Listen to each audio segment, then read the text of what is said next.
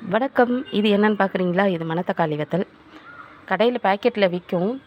அதை நம்ம வாங்கி பார்த்தோம்னா அப்படியே செடியிலேருந்து பறித்து காய வச்சு அப்படியே பாக்கெட் போட்டுருவாங்க.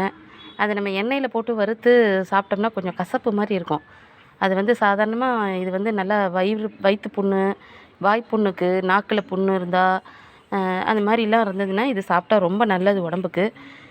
அப்போ நம்ம அப்படி சாப்பிட்ணுன்னா கடையிலேருந்து வாங்கின பேக்கெட்டில் சால்ட் இருக்கா என்ன அப்படின்னு சொல்லிட்டு அதை பார்த்தீங்கன்னா தெரியும். இப்போ வாயில் போட்டு பார்த்தீங்கன்னா சால்ட்டு கம்மியாக இருந்ததுன்னா கட்டி தயிர் எடுத்துக்கிட்டு அதில் கொஞ்சம் லைட்டாக சால்ட்டு போட்டு இந்த மணத்தக்காளி வத்தலை அதில் போட்டு நல்லா பிசைஞ்சி பெசரி வெயிலில் காய வச்சு அப்புறம் எண்ணெய் ஊற்றி இதை போட்டு வறுத்து நம்ம தயிர் சாத்துக்கு, ரசஞ்சாத்துக்கு தொட்டுன்னு சாப்பிட்லாம்.